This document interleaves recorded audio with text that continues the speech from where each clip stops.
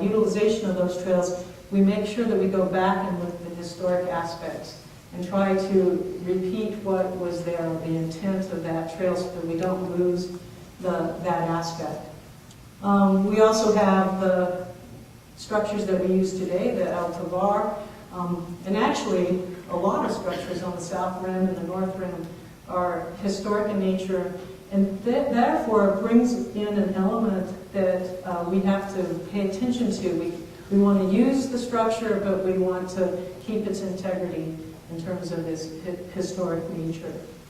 The tower at Desert View, that one is a very significant structure in regard to a mariculture building and the design, but it also includes the aspects of our Native American Indian tribal use. So inside is the Hopi mural, and that's very significant in telling the story of the Hopi.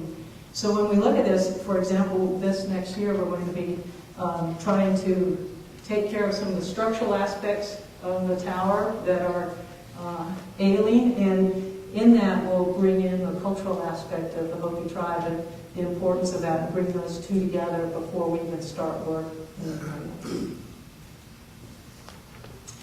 And in doing that, we try to integrate the tribal perspective into all the work that we're doing and the activities we have going on. As I mentioned earlier, we have 11 tribes that are affiliated to the Grand Canyon region. And those tribes they have the significance of the Grand Canyon in most cases has to do with their origin and where they began. For example, the Hopi and Little Colorado River area is very, very significant to the Hopi and their origin. We work with the tribes in terms of every aspect of actions that we're going to take at the canyon, because we try to bring in their perspective. So for example, in our fire management planning, we got with the tribal representatives and asked them, what's important about the plants that you utilize for ceremonies or other uses, and how should we bring that into perspective if we're going to do a prescribed burn, for example? Should we hold off on doing the burn till the fall, or should we do it in the spring? And it really depended upon those plants in their germination, if they were going to be flowering, and if the tribes were going to be utilizing that plant. So that's a kind of an example. And then also trying to tell the story of the tribal perspective as we interpret or present to the visitor their place and the role that they played at Grand Canyon. So as you can see the dancers at the Hopi House. And if you know that platform that's outside of the Hopi House, that's a place that was built specifically for goods to be sold as well as dances to be held for the visitor. Okay, now the next one, improving resource conditions within the park. So ensure that park resources and values are passed on to future generations, and that we strive to restore the integrity of park resources that have been damaged or compromised. And so this one, when we look at all the different programs we have going on, we start with natural sounds. And I think a lot of people go, no, that's a resource, that's a park resource, and it has been identified as a significant park resource. The ability to understand natural sounds and the role it plays in the environment, and not only to the visitor, but also to the animals that are dependent upon having certain sounds or not having certain sounds. So for instance, certain animals need to have quiet in order to be protected from prey. So they need to have that silence so that then they can hear if they're going to be attacked or something's going to happen.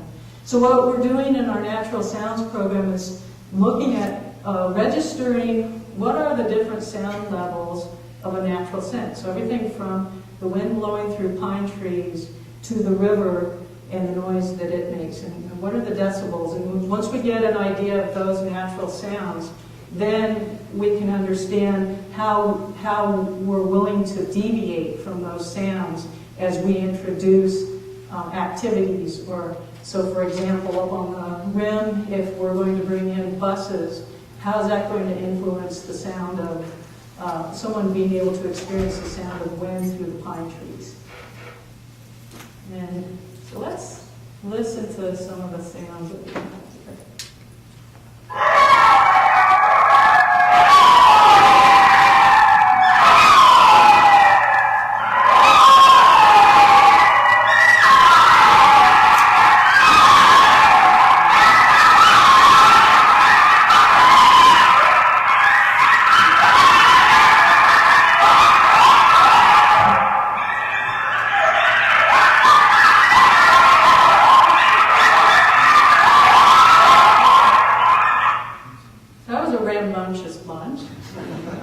So there are these packs of coyotes that roam up on the south rim, and we set up these sound monitoring stations, and this pack was right on this sound monitoring station.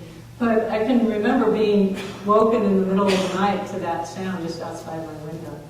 And you know, it's amazing because it's a sound that you have to listen to for a minute to understand the urgency behind it, but then once you realize it's a natural sound, it's something of nature, then my tendency is to be a lot more relaxed after hearing that because it's not something I have to fear. Of course, I'm in my house too. Now, let's listen to this one.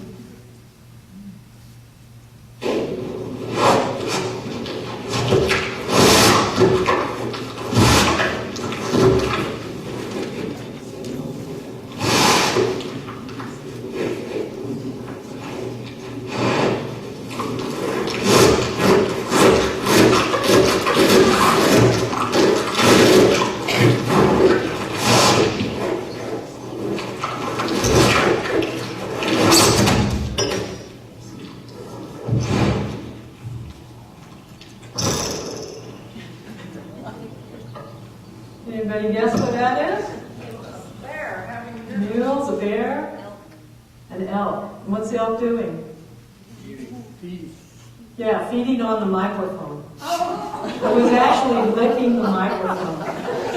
They are very attracted to these microphone covers, with a buzzball type of a cover. So it was just licking away. And actually, as you could hear at the end, got it off and took care of it.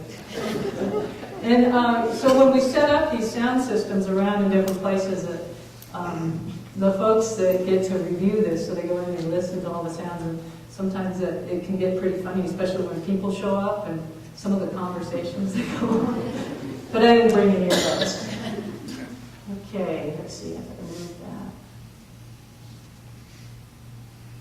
that. Okay, then, now what do we do with this information? Once we get an idea of the basis for natural sound, start to look at it, one thing that we've really been busy with is the effects of the overflights on the natural sound levels. So a lot of our concentration has been setting out in these different areas where existing flight patterns are right now for the overflights, which is the map up on the left, and then beginning to measure what is the sound over time that's there, and how does that deviate from the natural sounds, and then what is the impact of that, which then to help guide us in terms of coming up with alternative routes, which is in our environmental impact statement that's being designed right now.